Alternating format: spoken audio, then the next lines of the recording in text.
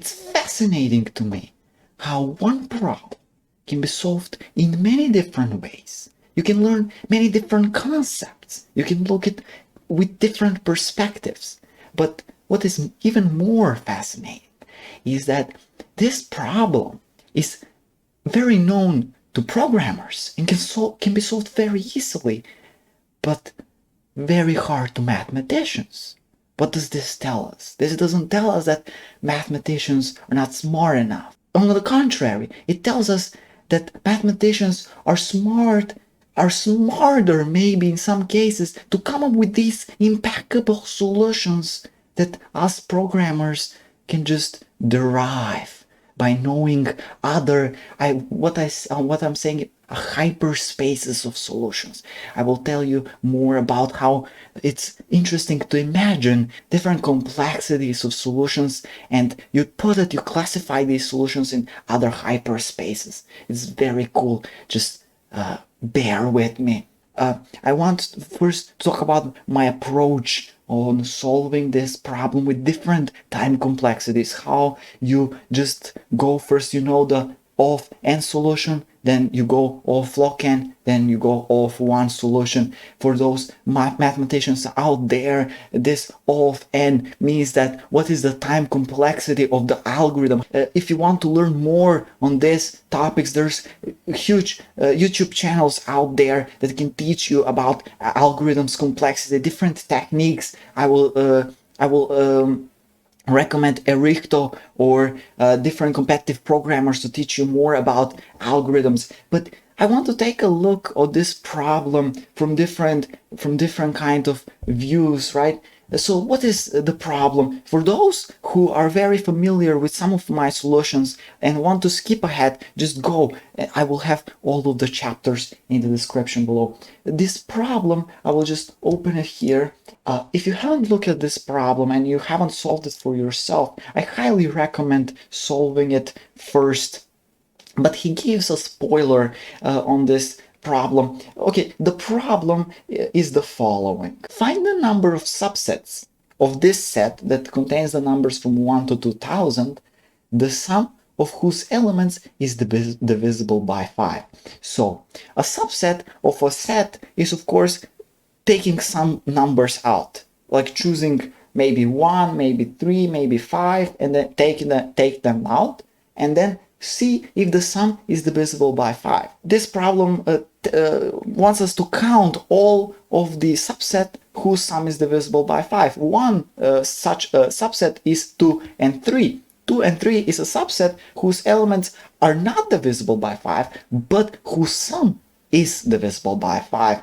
And it's very important to see that not only that, like in the subset you can have elements which are totally not divisible by 5, but yet create a sum which is divisible by 5. And he gives a spoiler for us to use complex numbers to think about the roots of unity. The first thing you see in the plane here in the video are the 5 roots of unity. Okay? That's a huge spoiler. That's a huge spoiler. But it should be very clear for those programmers how to solve this problem in of n first. Oh, okay. First, let's go in of 2 to the n, right? If we had, like, let's say 20 numbers, we could choose. We know that there are 2 to the n subsets of the numbers. I will just pop up here I will open here a new page and to go to let's say 20, right? If n would to go to 20, we would easily do a solution of 2 to the n. What does this mean? This means that we will iterate through all of the subsets and we will see how many of them have the sum which is divisible by 5. We will talk about how we programmers optimize such a solution and bring it down to a level where we can either iterate it very fast with the computer, or we can derive the of one solution in the end. If n goes 10 to the 5, which is way bigger than 2000. 10 to the 5 is 100,000. It's way bigger than 2000. So we can give that to computer and it will calculate it in less than a second. Okay. So if n goes up to 10 to the 5, it is very well known that there exists dynamic programming solution, which I have. So the slides that I have here represent how I have. This is authentic when I was solving the problem. So there are mistakes here. There are mistakes. What I was, it is exactly on the side on written as I was solving the problem. So I didn't want to remove anything that, even if it is mistake, you will see the process of me going through the problem, right? Because I'm no mathematician, I cannot solve this problem with some complex mathematical theories, right? I will need to boil down this problem on programming terms and programmers language, then get the solution from there, right? And now you will see here that this is just from a round in code forces, so just ignore this. We are starting from here. It is the first thing I wrote is that I knew that there is a DP linear DP solution, which the DP exists as like DPI of n5. So what does this mean? Let's ignore this for a minute because it's not actually correct fully. But let's see. Let's open it like this. This means that if I have some set of numbers, whatever, if I have calculated the DP to here, I can in constant time calculate how many sets would the answer take. So how, like, if you have a solution for this here, from 1 to 3, you can in constant time say, okay, if I add 4 inside, this is how the answer will change. Okay, go through each of the I element, but this is actually not correct. So here I would need to have like a loop which goes through to I from 0 to n minus 1, of course. But here it's not important. I will implement this very quickly if I will be on the contest, but because I didn't want to use any computer power to generate or to help myself with the solution, I wanted to make this as much as authentic as I will be writing it on a mathematical contest, right? Why I have DP of I and 5, right? So for those programmers out there, it's very clear why. Because one dimension here this is a two-dimensional matrix, right? One dimension is n, in size of n, right? So I have one dimension which is in size of n, which goes through every element, and for every element I store how many subsets to this element to here. If I don't see here anything, if this doesn't exist, if here to here, if I'm taking a look to here, it tells me how many subsets there are divisible by 5. So with the remainder, so this is with the remainder 0 when the sum of the subsets is divisible by 5. This is with remainder 1 when the sum of the subsets is divisible by 5.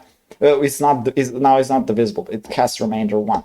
This remainder 2, remainder 3, and remainder 4. You only need to keep track of the remainders. This is a very important thing. Remainder 0, 1, 2, 3, 4, and 0. If I have some subsets here on 0, let's say I have some, like, let's say I have 10 subsets here, right? So to this point, I can create 10 subsets. If I add, let's say, if now 2 is in question, if I have some numbers here, doesn't matter. Now 2 is in question. If I don't add 2, the sum of the subsets don't change. I only have like one more subset here which has a remainder of 2. So I add here one more subset. +1. But if I add to these 10 subsets here, I will duplicate them here in 2 because all of these 10 subsets, when I add 2 to them, now the remainder divided by 5 would be 2. If here will be like 15 subsets and I add 2 on all of them, so like one of these 15 subsets would be like, let's say 0 and 1. Yes, okay. So if I here the 0 and 1, this subset has a remainder of 1, right? So if I add to this subset 2, if this subset is now 0, 1, 2, 3, now we'll have a remainder of 3. What does this tell us? That this here subset shifted 2 ways to the right, clockwise. And you will always be shifting modulo 5, right? If you want to learn more about dynamic programming, I highly recommend checking Errichto out. So maybe for mathematicians, this part would be totally skippable because it's only a solution that will work in like even like the other solution as well will work only when you're programming. You won't be calculating this for 2000 elements because you would need to make 10,000 different calculations for this to work, right? But what we now know is that we can this edge case doesn't exist if I will explain why a bit later. So if I know the number of subsets, so here what it says, there's one subset which is divisible, which has a remainder of 1. This is 1. One subset here which has a remainder of 2. This is if I choose the 2 here. And one subset which has a remainder of 3 divided by 5. This is if I choose 1 and 2. Now, if I add 3, what happens if I add 3? If I add 3, here I will have one more subset. But this guy here will shift 3 down.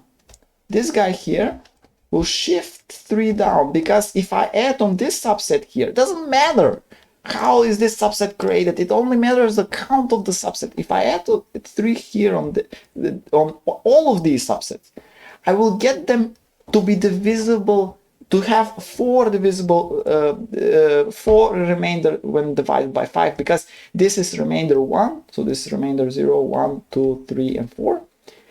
1 plus 3 is apparently 4.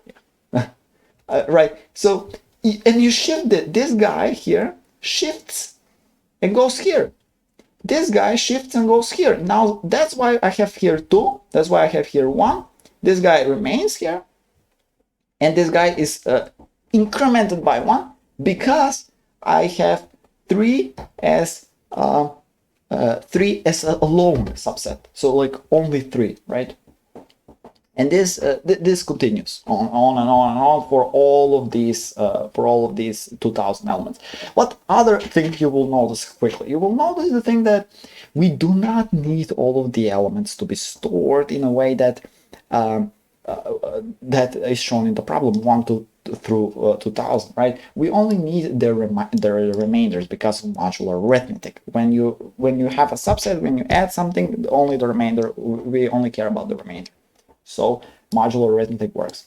We can write the numbers as 1, 2, 3, 4, 0. 1, 2, 3, 4, 0. 0 is because this number is divisible by 5. Exactly what 3blue1brown's mentions in this video, right? This here is another test of the observation that the order of the number doesn't matter. Because it's a set, you must know that the order of the numbers doesn't matter. So if I switch these here, I was testing my DP that if I switch these, I will get the same result, and indeed I did, right? My DP works. Now I'm confident that my DP works. Now I know mathematicians really, some mathematicians don't want to take the empty subset as having a value 0. This is very useful in programming and discrete mathematics, but some mathematicians just don't want to have the empty subset, like they just don't want it. That's why here it's like 2 to the n minus 1, because if I only take every number which is divisible by 5, I can make whatever subset I want. So there's 2 to the n subsets, right? But minus 1 because there, we don't count the empty subset here. This is very common mistake to someone does count it, someone doesn't. It is very good to count actually, and I wrote this here as like it's not an observation, just it's better to have this, right? Consider empty subset to have a sum of 0 divisible by 5 to avoid edge cases. Okay. Now, then we have an off-end solution. You would be thinking, and now you probably are thinking, how we can optimize this even further, because we cannot calculate this in a mathematical tournament. We cannot calculate this. Off-end is just too big. It's 2000. Whoops. If you see the DP transitions as a matrix, then everything becomes clearer. Okay? Everything just becomes clearer. Let me just not spoil. What are the transitions, right? The transitions, if I told you before that if I have some numbers here, I need to transition to this here by knowing that this is 0 here, I need to transition to this here. So how many different transitions would you have? This is the point. The point is that you will only have 5 different transitions. You will have a transition on 0, 1, 2, 3, and 4.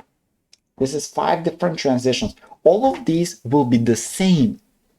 So when I encounter one, I will always copy all of these, shift them by 1, and add one on the because it will be on this because we will encounter the empty subset. We won't need this edge case of adding 1. This edge case that I have wrote here, we won't need that.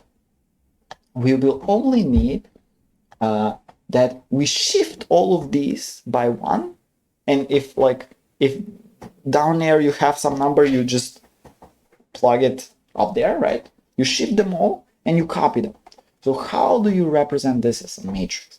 And Errichto has a great series and a great contest, which I recommend solving it out just to know this, just to know this principle, right? So how do you do it? Okay, if I have some subsets that are divisible by 0, and I want the next, this is a vector of the next state of the DP, right? And I want to count how many subsets will be divisible by 0. Okay, so what does this do? This transition here, this matrix, is a transition which encompasses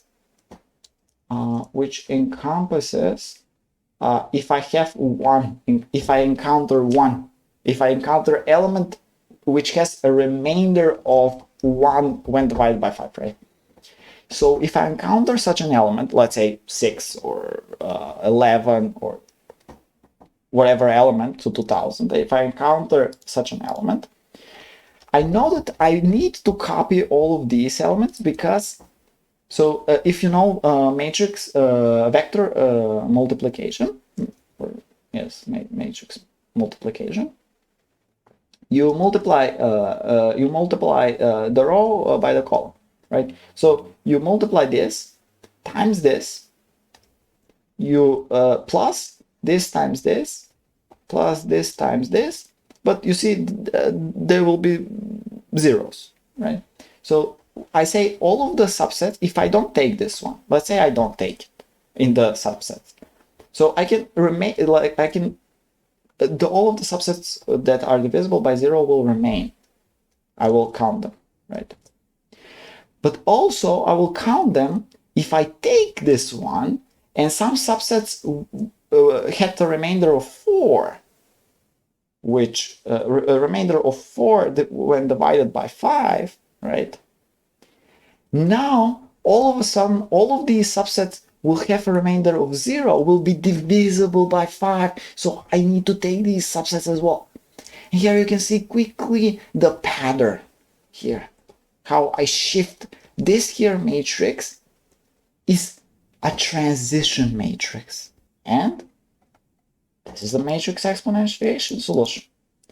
This is for 1, this is for 2, 3, 4, and 0. So when you have all of these matrices, you need to, it's known that if you have a transition matrix and you want to make this transition n times, right, you need to multiply this matrix by itself n times. So you just do to the power of n, right? Because what n here means, it doesn't mean 2000.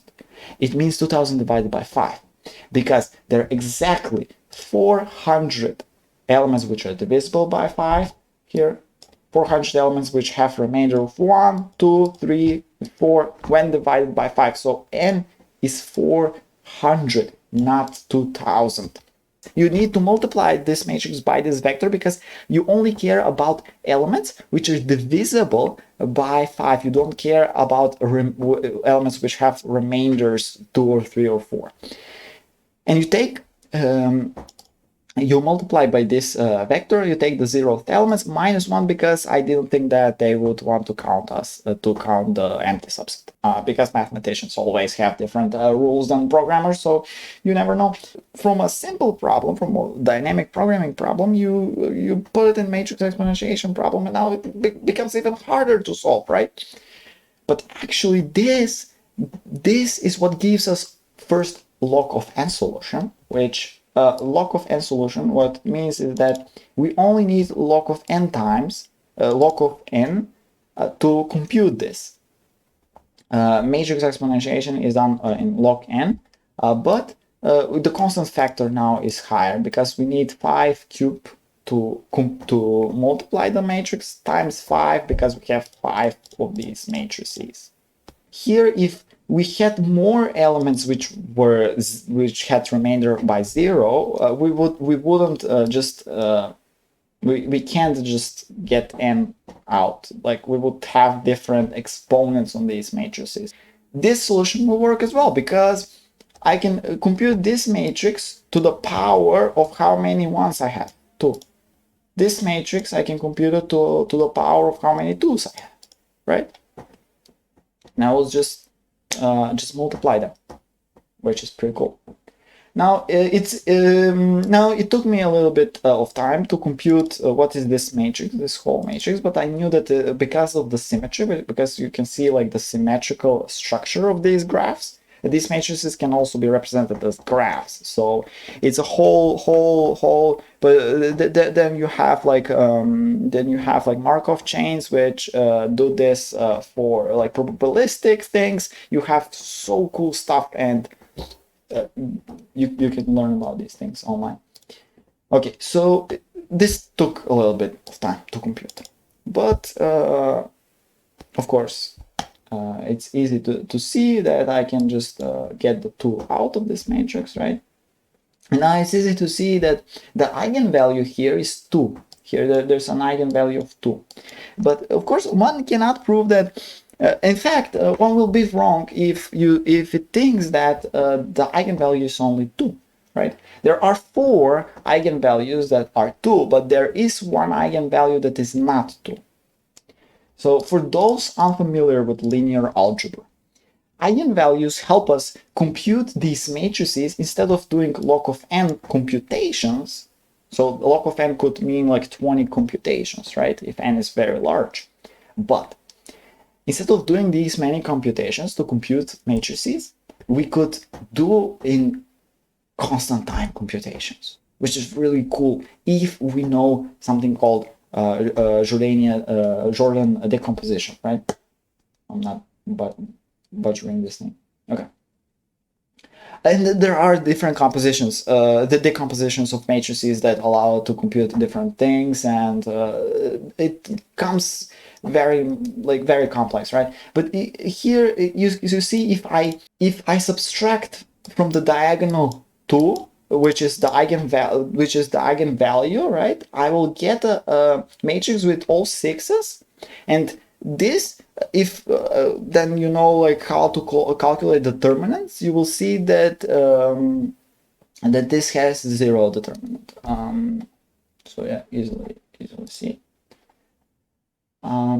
Here is the same, but 1 is the eigenvalue. What is the structure of this matrix, right? The structure of this matrix is very easy to see, right? You have the identity matrix. Here you have a matrix which has all 3s, and you can add on this matrix the identity matrix. So in fact, you can rewrite this matrix as plus, you have the identity matrix. This, or is called like this expression here. You will see that this expression is binomial, right? To the binomial to the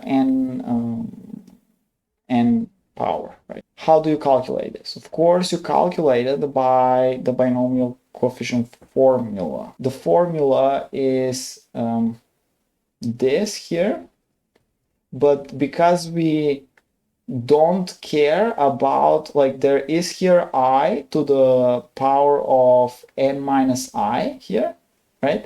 But all of these we don't care about. The only term we care about is that when this here is 0 and you have only I, you only care about this, and this happens when this is 0. So you have, like, when you compute this to the n power, you have like some a, let's say, plus I times a plus I times a plus I n times, and n computation of this binomial, right? This is exactly what he's doing with numbers, but I'm doing it with matrices, which is maybe harder for some, like, people if you don't go from the linear algebra perspective. If you go from the linear algebra, it's very, very common to see why is this done. So when you compute this, one term will be I times I times I times I, all of the i's. Only once this will happen, right? So only once there will be this. All of the times I will just cancel, don't do anything. If I choose a, and then I here, it doesn't do anything. So that's why I want this term outside. And now this a here, a to the I, is first of all is 2 to the n here, because you don't only have this, but you have, like, the whole thing here to the n power. So here I can say that this is to the n. This here would be equal to the n times this here. Let's say that this is a plus I to the n power. There is an observation here I've done.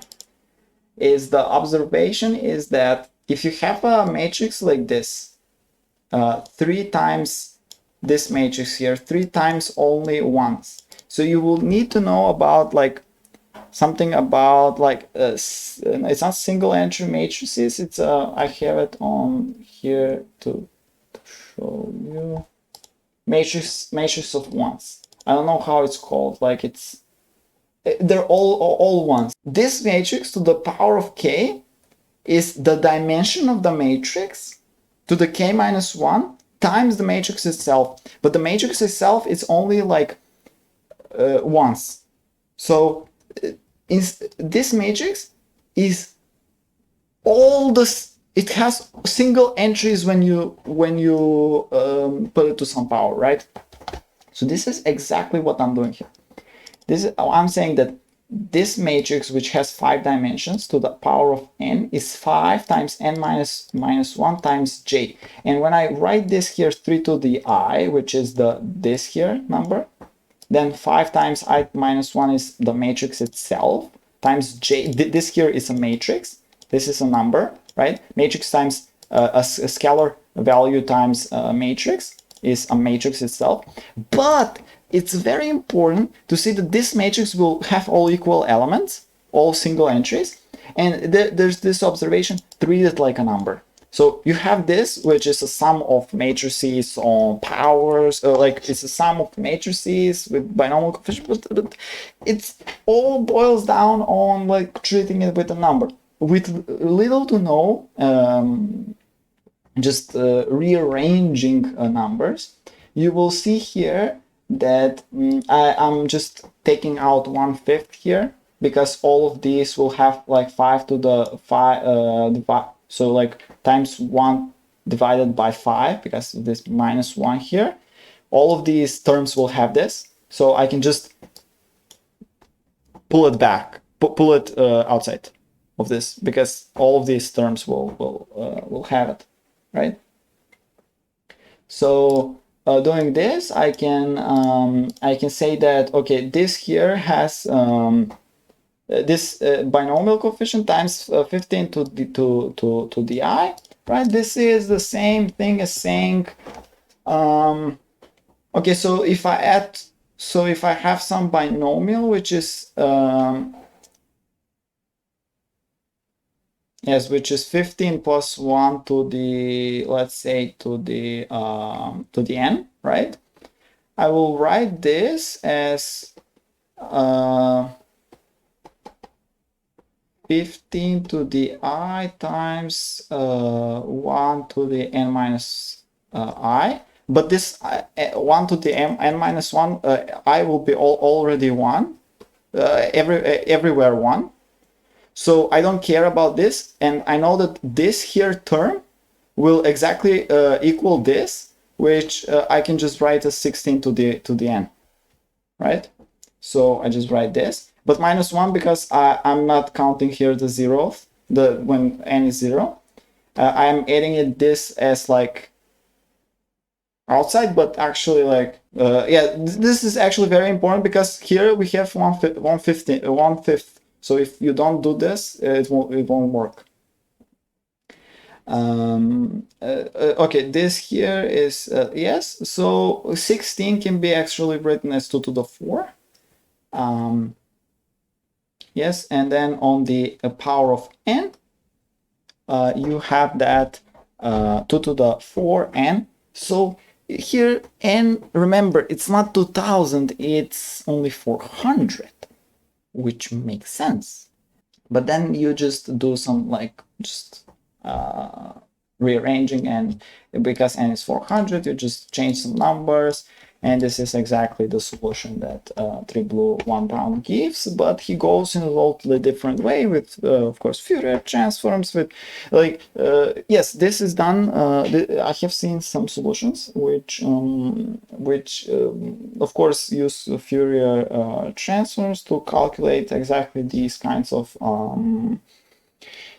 transitions in dynamic programming, especially when you need to find like not only one answer, which you can find in logarithmic time with computing these matrices, but maybe you need to find a whole list of answers for given for different n's. Then it becomes easier to compute Fourier transforms.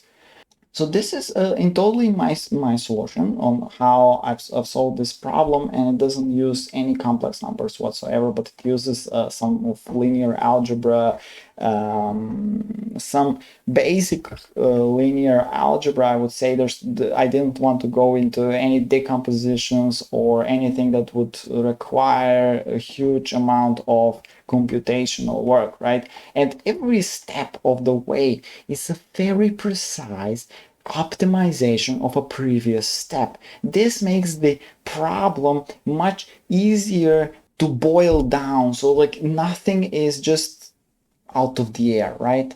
Everything is, because like everything has a continuum, no?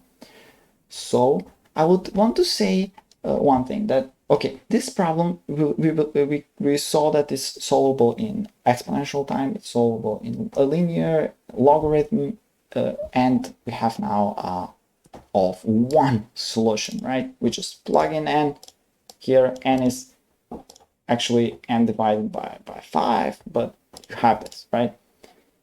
So if you think about this, what you have is, let's say that all of these solutions, which are only mathematical, which only can be derived using mathematical theorems, like without using computations and programming. All these solutions, imagine they are on the real line, right? A one-dimensional line. Even though this is infinite dimensional hyperspaces, but let's imagine we compressed all of these hyperspaces into one continuous line of solutions to infinite amount of problems, right? But you see, when you look a little bit further and you learn competitive programming and programming algorithms, now all of a sudden you're not limited to seeing one line. Now you have dimensions. Now you have solutions which can be solved in the plane. Let's say the plane is of n, right? But then some problems cannot be solved in of n in linear time, right? It's proven. Now, yes, there exists n squared, let's say. And now you see in cubic, 2 to the n, right? N to the n. You see all of these beautiful other solutions of the same problems in other hyperspaces, which you cannot see if you're only like looking for a mathematical solution. If you're looking for a real true mathematical solution, you will never see this. So this is the beautiful thing about programming. You're not limited. You can always first find somewhere some other solution and then optimize. So I believe this problem just opens the way to see a full-blown different solutions in different areas of Fourier transforms. This is signal analysis. This is the heart of and sequence analysis. It's the heart for many algorithms. I hope you enjoyed my little tour through the solution, and it's really fascinating to see such a brilliant problem explained by a brilliant mathematician on YouTube, and it boils down, essentially, we use these techniques in competitive programming all the time. Thank you so much for watching.